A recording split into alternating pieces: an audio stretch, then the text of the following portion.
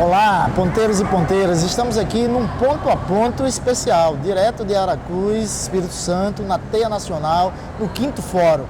E o prazer hoje, nessa ação, que é uma ação de um pool de instituições, o Instituto Zoom, o Coletivo do Foco e o Coletivo da Foto, fazendo essa tomada, essa experiência com todos nós que saímos do Rio Grande do Norte para fazer a cultura viva acontecer.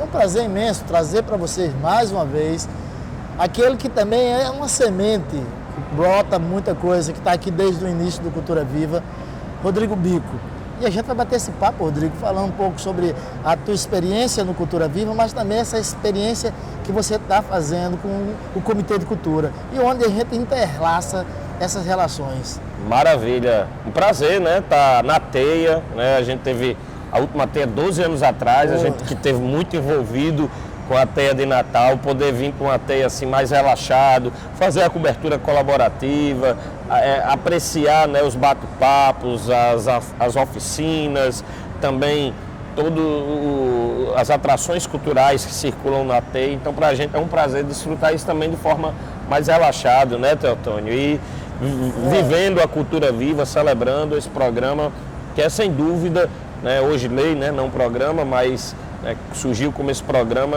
quem sabe pode se arriscar a dizer que é a política pública mais importante do governo federal da cultura nesse tempo aí, desde 2003, quando tivemos os primeiros pontos de cultura, né? Exatamente, inclusive podemos até dizer que a América Latina já bebe dessa fonte, com toda certeza.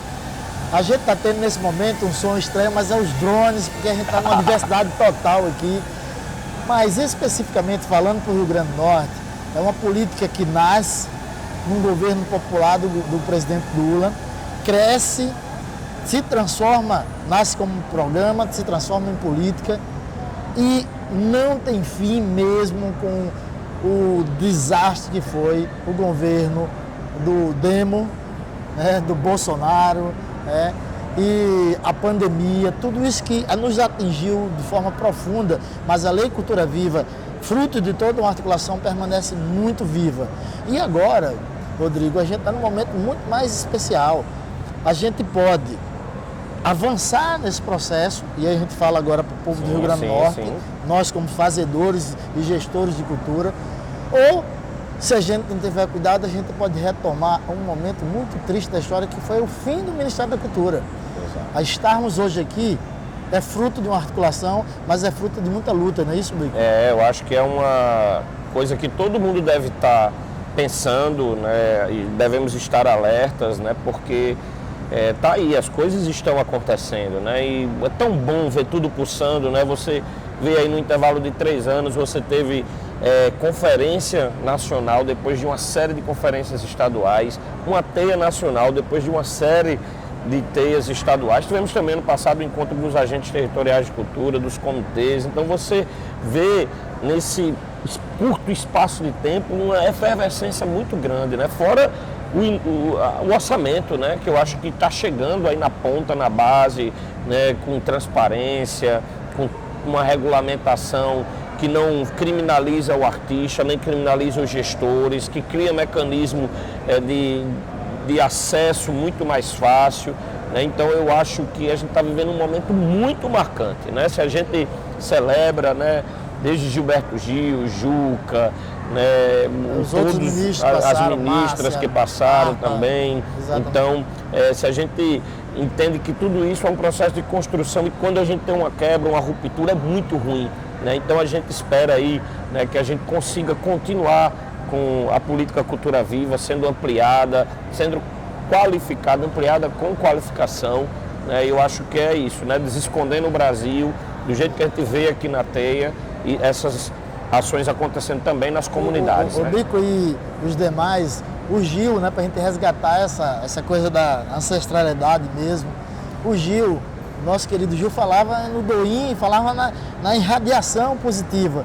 Então acho que cabe a cada um de nós, cada um de vocês que vão estar assistindo, fazer essa irradiação, irradiar esse momento lindo, essa questão da cultura, esse fomento chegando, os fazeres de cada um, ponteiro e ponteira, no seu bairro, na sua comunidade, na sua cidade, mostrar para a sociedade que a gente só tem cultura quando tem um governo que acredita em cultura.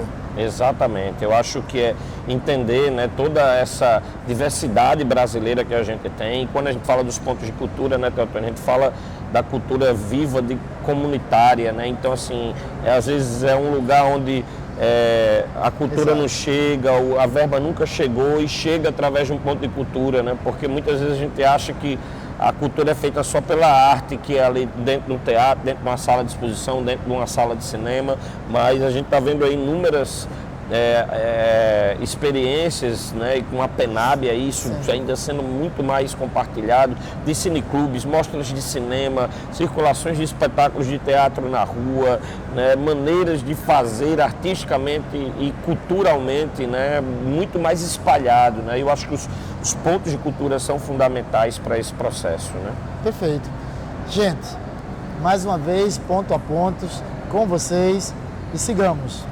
Obrigado, galera. Vamos lá, vamos territorializar as políticas culturais, as ações do Ministério da Cultura, seja nos pontos, nos pontões, nos agentes territoriais, os agentes Cultura Viva, os comitês de cultura. O que a gente precisa fazer é isso, é divulgar ainda mais tanta coisa boa que o Ministério da Cultura e o Governo Federal está fazendo pela cultura brasileira, desescondendo o Brasil e massageando o doim antropológico aí. Valeu. Simbora!